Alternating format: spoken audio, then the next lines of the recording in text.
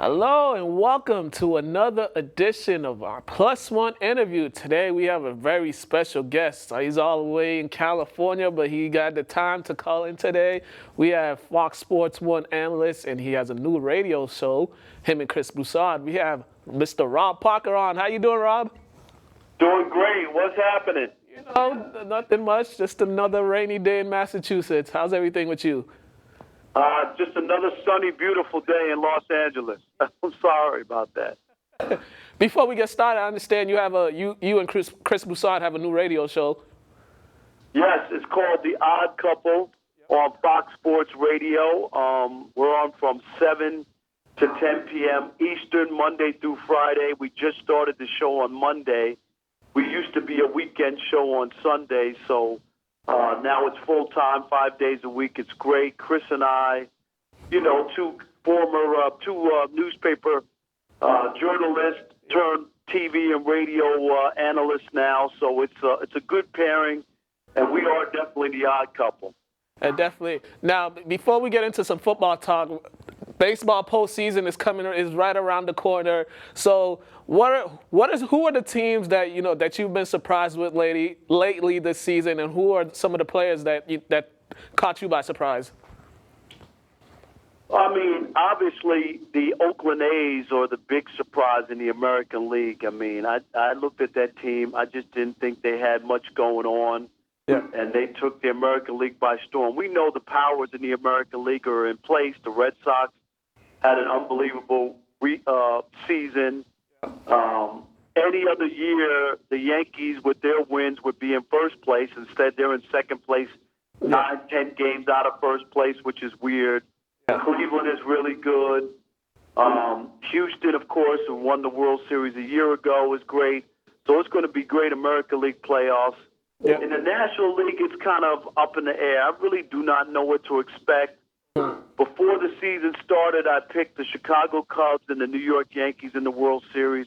But maybe it could wind up being Boston and, I don't know, either Chicago or the Dodgers. So Boston looks like they're as strong as anybody, and hopefully what happened to them last year won't happen again this year. Definitely. And also, JD Martinez, he had quite the season. There were a lot of skepticism on his signing. What did you make of this season that he's had? He's had an unbelievable year playing in that ballpark. Has been magical. But I got to watch him. I covered JD Martinez in Detroit when he first came up. Remember, he got cut by Houston.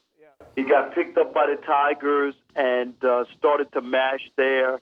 So he was a big-time player. But now, and then, last year, when he was traded, he had a really great season as well. So I'm not surprised totally. I've seen this guy over a number of years, but he's had an unbelievable year for the Red Sox. So J.D. Martinez has been a godsend. Definitely. Now, switching gears to the NFL, we've got 2 weeks into the season. You have some big games. What are so far your surprises so far with the undefeated teams?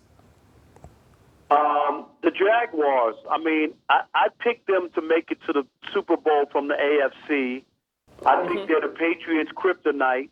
And last year, let's be honest, they led 20-10 in the fourth quarter in Foxborough, and really, had they been able to get a first down or two, probably would have beaten the Patriots, and they would have gone to the Super Bowl. So they're 2-0. Blake Bortles is playing well. They have a really good defense. I like that team a lot in the AFC. My thing with Jacksonville is, can you really rely on Blake Bortles to keep it up? Because you did say they did have that lead in the AFC Championship game, but then they went conservative.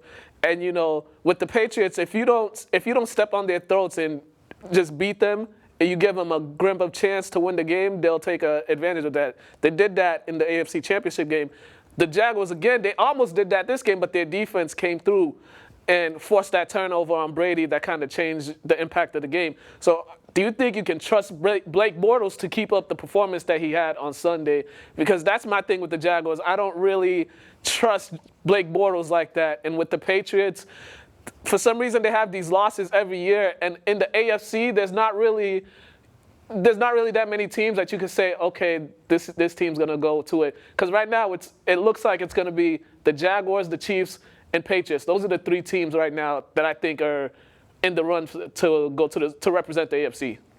No, I get it. I mean, it's just what people do, but I think people are mistaken. The Patriots are being held together by tape, glue, and mirrors and smoke. I think that defense, you saw it give up 41 points in the Super Bowl. They were terrible. Yeah. And this defense gave up. Blake Bortles had 4 touchdowns this past Sunday against this defense. So I don't know why people keep imagining or acting like nothing hasn't happened here.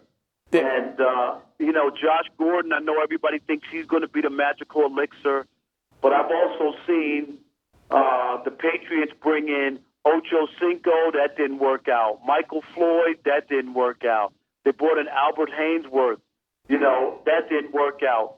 So everybody who comes to New England doesn't automatically work out. Josh Gordon is a talented receiver. He just can't stay on the field and can't seem to be able to get things, his life in order so that he can just play football.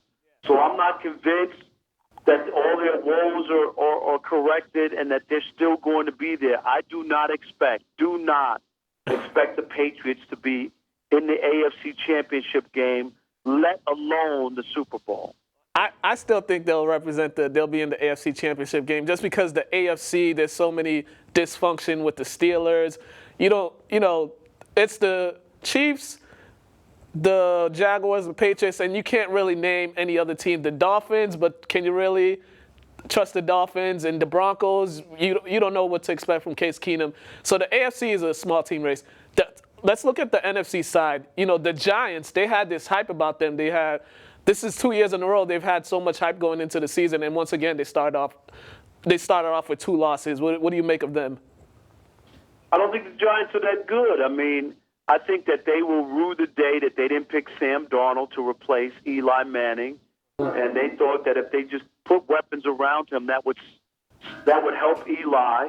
The offense looked awful against Dallas.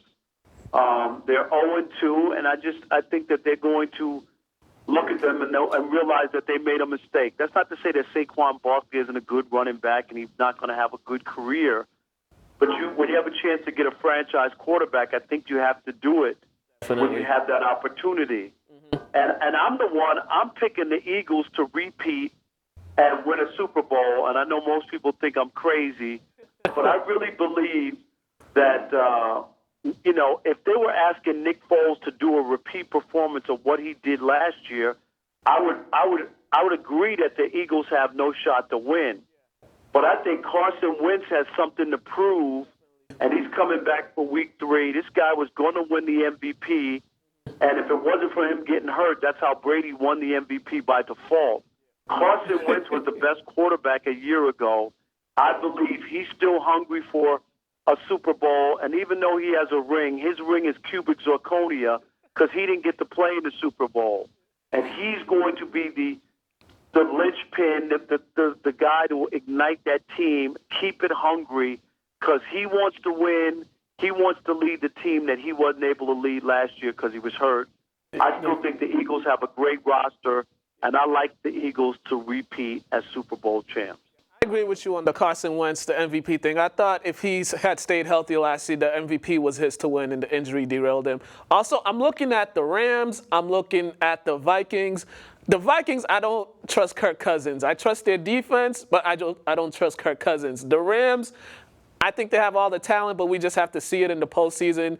Their last season in the postseason, they were out. So the NFC seems to be more wide open than the AFC. The NFC, right. There's a lot of good teams, and you're right.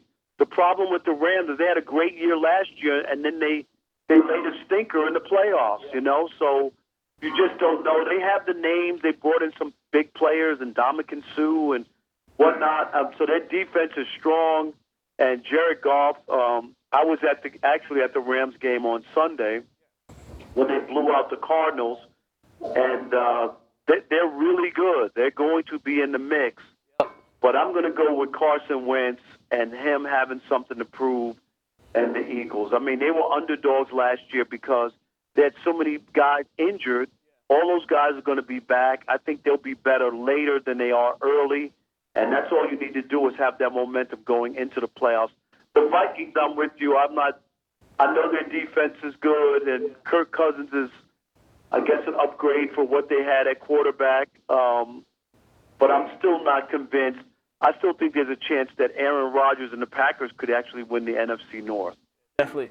And we just got a couple, we're almost out of time here. Just quickly, I know you have an article up on the Shadow League about the NFL Hall of Famers. Can you quickly talk about that? Yeah, I mean, they're threatening to boycott the ceremonies in Canton next year if the NFL doesn't come up with an annual salary for Hall of Famers and health insurance. Okay. So these players and all the big-name players, there's 180 living Hall of Famers for the Pro Football Hall of Fame, and they look like they're all have solidarity and they're serious about it. So this will be interesting to see how it plays out and if the NFL comes up with some money and health care for these guys. All right, awesome. Well, once again, thank you, Rob, for coming on. Last week we had some technical difficulties, but thank you once again for coming on. We'll definitely be in contact with you about if the Patriots do make it to the Super Bowl. You'll be the first person we call. All right, well, we'll do that, man. You know that. You're my man. Take care. Have a great one.